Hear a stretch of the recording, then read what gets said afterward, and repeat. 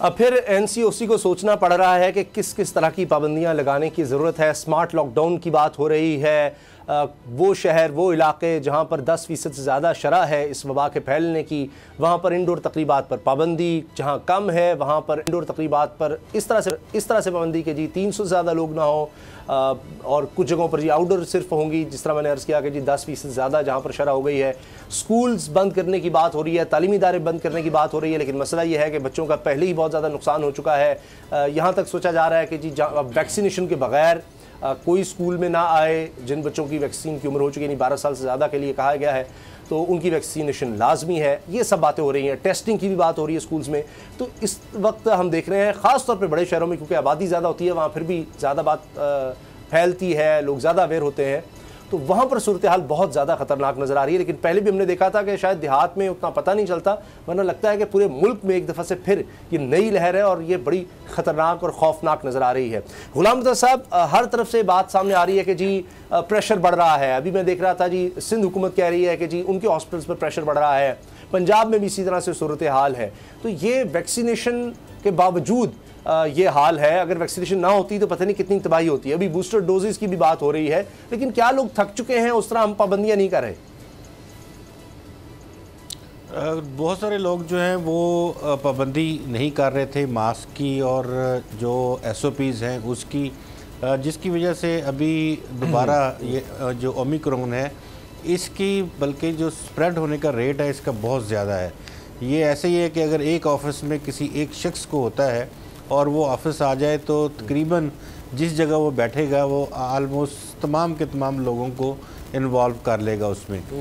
जिस तरह डॉक्टर्स भी बता रहे हैं, सैनिटरी इसकी बहुत ज़्यादा नहीं है, लेकिन 4-5 दिन ज़रूर रगड़ा लगाता है। बुखार, नज़ला, ज़ुकाम और गले की ख़राबी, ये तमाम चीज़ें इसमें शामिल हैं। तो शरह बहुत ज़्यादा बढ़ गई। कराची में भी हमने देखा कि वो 37-38% तक चली गई है। इसी तरह से लाहौर में भी काफ़ी ज़्यादा है।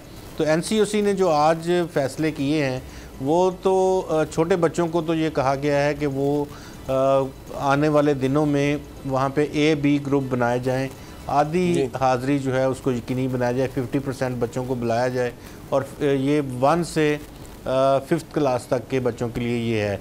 फिर 6 से 8 तक के लिए भी ये कहा गया है कि उनकी भी, अगर वहाँ पे वैक्सीनेशन उनकी नहीं हुई है तो उनको भी आप जिन जिन शहरों में 10% से ज़्यादा शरह इंक्रीज़ हुई हो गई है उनको 50% हाज़िरी पे लाया जाए।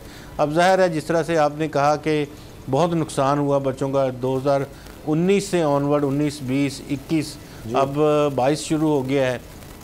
बच्चे जो हैं तो बिल्कुल अपने तालीम से बिल्कुल फ़ारग हो चुके हैं। अब उनको नहीं समझ आ रही, बच्चों को भी ना उनके रिज़ल्ट्स हैं, ना वो, अब वो मूड भी नहीं रहा बच्चों का पढ़ने पढ़ाने का, और इतना शदीद नुकसान इस तरह से। और जिस तरह कारोबारी लोग हैं उनका भी इसी तरह से हाल है। अभी जिस तरह ये लहर बढ़ रही है, अगर खुदा न खास्ता ये फर्दर ये ज़्यादा शहरों में अगर जाती है तो यकीनी तौर पे हमें लॉकडाउन की तरफ जाना होगा। और NCOC इसके ऊपर सोच रही है कि कराची और दीगर जो बड़े शहर हैं जहाँ पे 30-35% से ज़्यादा परसेंटेज जो चली गई है, तो वहाँ पे जो स्मार्ट लॉकडाउन है उसकी पॉलिसी अपनाई जाए। और इस्लामाबाद में तकरीबन 20-25 स्कूल जो हैं IMCB, IMCG वो बंद कर दिए गए हैं, इसी वजह से कि वहाँ उन स्कूल्स में कोरोना केसेस जो हैं वो आ रहे थे। तो बाकी स्कूल्स जो हैं वहाँ पे भी टेस्टिंग के लिए कहा गया है कि उनको टेस्टिंग करवाई जाए, चेक किया जाए। तो इस्लामाबाद में भी कल से फर्दर टेस्टिंग का अमल शुरू हो जाएगा। और मज़ीद ये नज़र आ रहा है कि अगर हमने SOPs की खिलाफ वर्जी इसी तरह जारी रखी और सैनिटाइज़र और अपना मास्क जो है वो ना पहना, तो फिर ये काम और फर्दर जो है वो बढ़ सकता है और नुकसान भी इससे हो रहा है। ऐसी बात नहीं है कि अमवात नहीं हो रही हैं, लोगों की अमवात भी हो रही हैं। ऐसा ही है डॉक्टर्स जो हैं उनकी खबरें आ रही हैं कि फिर कई डॉक्टर्स हैं, पैरामेडिकल स्टाफ है जिनका इंतकाल हो रहा है, क्योंकि वो ज़्यादा एक्सपोज बाज़ वक़्त लगता है के हो जाते हैं इस तरह वबा की वजह से। लेकिन बाबर डोगर साहब, ये पहले कह दिया गया था जी ओमिक्रॉन तो आएगा पाकिस्तान में, वो हम देख रहे हैं और बड़ी तेज़ी से फैल रहा है। अब यानी इतनी ज़्यादा तादाद हम देख रहे हैं इतने महीनों के बाद, ऑलमोस्ट कोई शायद आप ये कह लें कि शायद साल के बाद वो सूरत हाल में नज़र आ रही है, तकरीबन हम ये कह सकते हैं। तो अब क्या दोबारा वैक्सीन के लिए ज़बरदस्ती करनी होगी, बूस्टर डोज के लिए आपके ख्याल में हमें आगे बढ़ना होगा, या फिर उसी तरह की पाबंदियाँ, सख्त पाबंदियों की तरफ जाना पड़ेगा? उसामा साहब, लोगों में काफ़ी हद तक अवेयरनेस आ चुकी है और मैं NCOC और जो गवर्नमेंट्स हैं वो भी बड़ा एहतियात से इस सारे इशू को लेकर चल रही हैं। मैं पंजाब गवर्नमेंट को मैं बहुत बड़ा क्रिटिक हूँ, लेकिन अप्रिशिएट करूँगा कि जिस तरह से इस हवाले से, कोरोना के हवाले से बड़े बेहतर तरीके से वो इस चीज़ को सारे को देख रहे हैं। मतलब मैं देख रहा हूँ कि स्कूल्स जो हैं वहाँ पर वो मैक्सिमम एफर्ट की जा रही है कि जितने भी बच्चे हैं वो मैक्सिमम 100% वैक्सीनेशन वहाँ पर होनी चाहिए, और जिन स्कूलों में वैक्सीनेशन नहीं है उनके खिलाफ एक्शन भी लिया जा रहा है, वहाँ पर उन स्टूडेंट्स के खिलाफ भी एक्शन लिया जा रहा है। उसके बाद ये कि कोई खौफो हरास की फ़ज़ा पैदा नहीं की जा रही। इकोनॉमी की जो सूरत हाल है, बेरोज़गारी की जो सूरत हाल है, उसमें ये कि इस सारे चक्कर में इकोनॉमी का जो पहिया वो चलना चाहिए, तो वो भी फोकस है। और जिस तरह से मॉल्स, दुकानें हैं, असल चीज़ सिर्फ इतनी है कि थोड़ी सी एहतियात कि मॉल्स में मैं देख रहा हूँ कि कहीं कहीं ऐसी जगह भी हैं जहाँ पर बग़ैर मास्क के लोग अंदर चले जाते हैं, लेकिन वहाँ पर थोड़ी सी सख्ती की ज़रूरत है।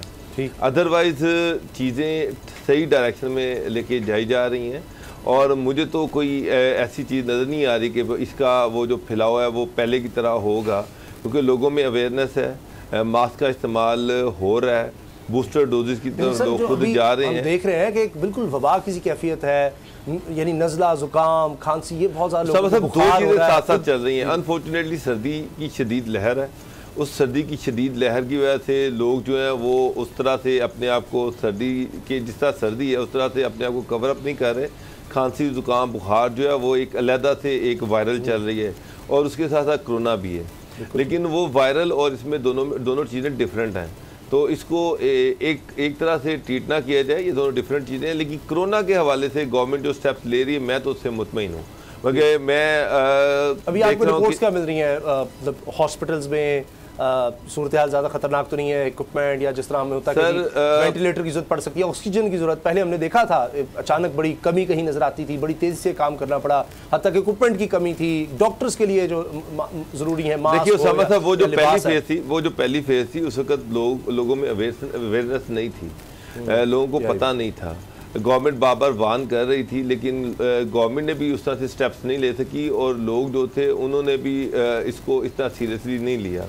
मैं अब ये देख रहा हूँ कि लोग इसको सीरियसली ले रहे हैं, और इतनी बाल किसी ना किसी लेवल पे एहतियात बरती जा रही है, कुछ गवर्नमेंट की सख्ती भी है।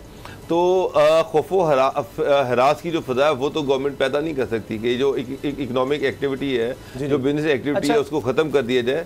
दोनों चीज़ों को साथ लेके चलना है, और ऐसे इस तरीके से लेके चलना है कि लोगों का रोज़गार भी मुतासिर ना हो, और इसकी एहतियात भी बरती जाए। तो एक सेंसिटिव इशू है, इसमें हमें भी चाहिए कि, मेरा ख्याल है कि गवर्नमेंट के साथ कोऑपरेट करें, लोगों को भी चाहिए गवर्नमेंट के साथ कोऑपरेट करें, और चीज़ें उस हद तक नहीं जानी चाहिए जहां पर ये हो कि गवर्नमेंट को सख्त फैसले करने पड़े।